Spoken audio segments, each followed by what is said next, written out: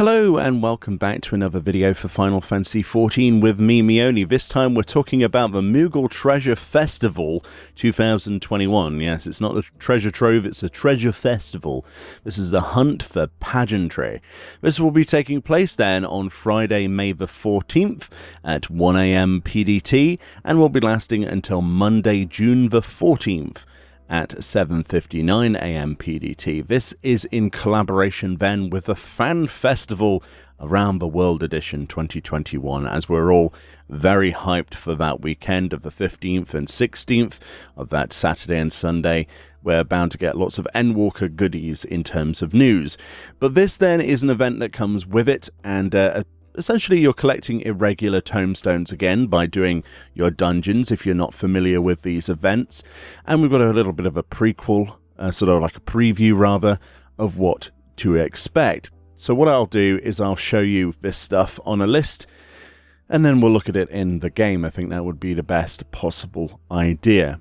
So first of all then, let's look at how you get these irregular tomestones. You challenge objectives. You get the tomestones from completion, and then you exchange them at the itinerant Moogles located in all three starting city-states, Gridania, Uldar, and Limsa Lominsa in particular. So we know when it's taking place. Here then are where you get your tomestones from. So in terms of the Alliance Raid dungeons, this seems to be the main focus for this event. Your Alliance Raid dungeons will give you the most of anywhere else in the game in terms of tomes during this event, and it looks like the most you can possibly get is from Dun Scaith and Auburn Monastery, where you get 14 tomes per completion of that instance. We've got Labyrinth of the Ancients at 6, Circus Tower and the World of Darkness at 6, Void Ark coming in at 8, we got Weeping City of Mark with 10, Dun Scaith with 14, like I say, Royal City of Rabanasta with 10, Ridorana with 12, Copied Factory with 10, Puppet's Bunker and Paradigm's Breach with 10 each as well.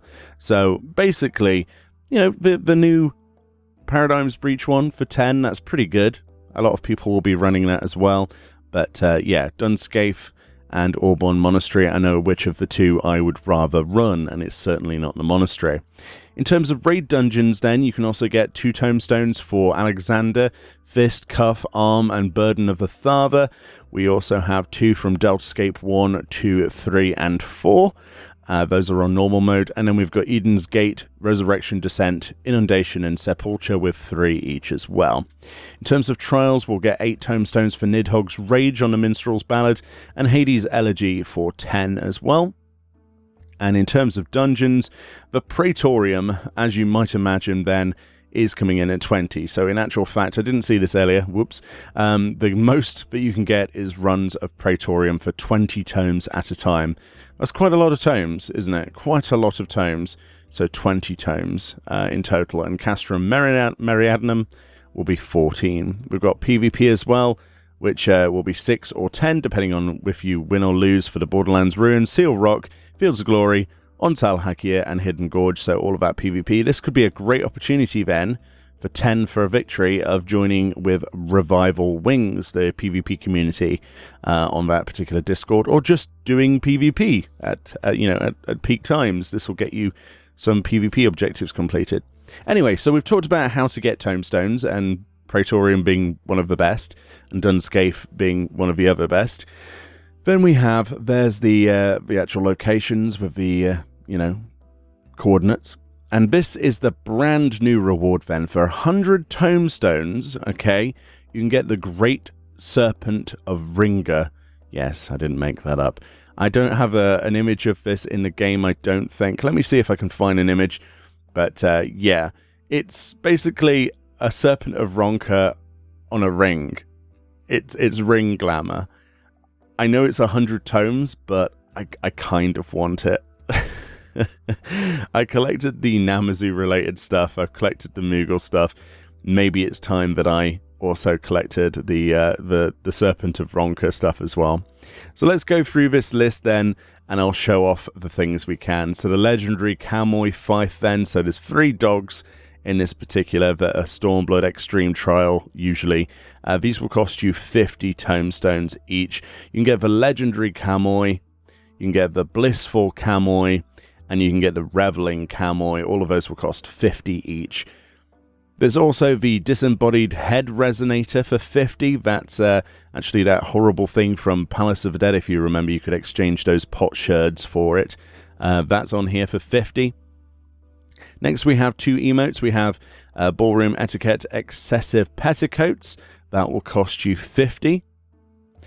And Ballroom Etiquette Insufficient Petticoats, which is 80 tomes to actually purchase that. So instead of having to do Eureka and such with horrible drop rate chances, you can get it this way. That has single-handedly destroyed a market on that item, though, just letting you know. Then we've got 2 hairstyles. We've got the Girabanyan Plait and the Form and Function hairstyle. Both of those will cost you 50 tomes each. And then we've got all 4 parts of the Dancing Mad music, Kefka music. So we've got Dancing Mad, Movement 1, Movement 2, Movement 3, and Movement 4. Those will all cost you, apart from Movement 4 for some reason. 1, 2, and 3 will cost you 50, and then Movement 4 will cost you 30 tomes. So that's, quite a bit of tomestones just for some music, but those used to be quite expensive as well. Then we have, for 1 tome, the Scarf of Wondrous Wit, which used to be a reward from, events that you would do and competitions on Square Enix's side. We've got the Gubu earring, the Dodo earring, the Cactar earring, the Bomb earring, the Coblin earring, the Taoist Moogle. That's and obviously a minion. All of those will be 1 tome each, which is actually pretty decent. Then we've got a couple other minions. We've got the Wind-Up Ramza, which will cost you 7 tomes.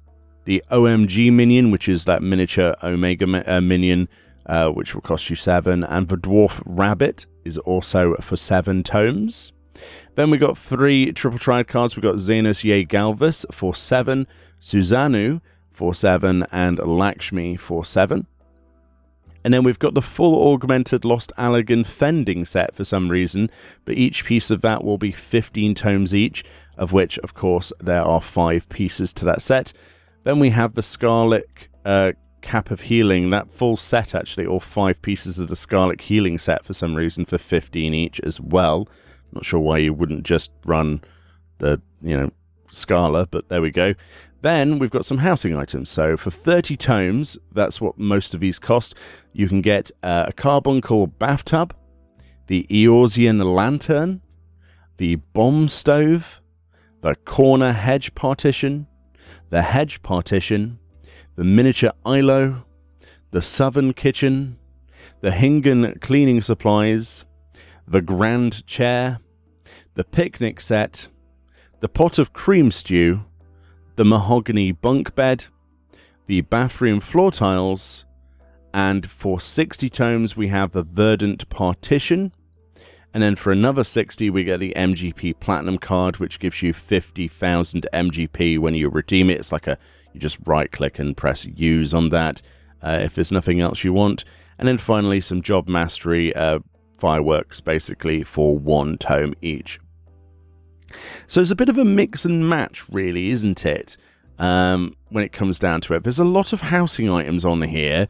A lot of them were just like crafted or obtained from various ways. So to see them actually on here is really quite bizarre, really. Especially like the grand chair and the hedge partitions and such.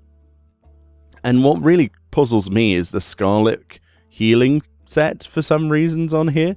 I don't really understand this. I also don't understand why the other Scarlet armor sets aren't on here. It feels to me a little bit like they were like, what do we put as rewards? I know, let's just pick a random dungeon. It's a little bit weird. The minions and stuff are a welcome addition. All of those earrings and a scarf, yeah, that's cool. The hairstyles, yeah, Form and Function and Girabanyan Plait for 50, yeah, that's pretty cool. The emotes, yeah, I mean, that's a really viable way of getting the excessive petticoats and insufficient petticoats if you haven't done Eureka and such. Disembodied Head Resonator is not actually that hard to get the potsherds for, and the dogs are making a return. I suppose that's good for people who missed out last time.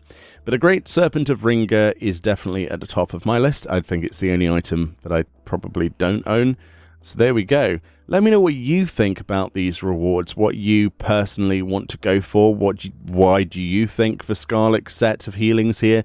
I know there must be some reason for that, but I can't possibly imagine what that would be. Much love. Enjoy the rest of your day. Hopefully this video was helpful and gave you an idea of what each of those things kind of looked like.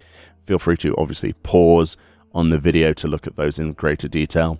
But yeah, enjoy the rest of your day, enjoy your weekend, and I'll see you all next time. FanFest Hype.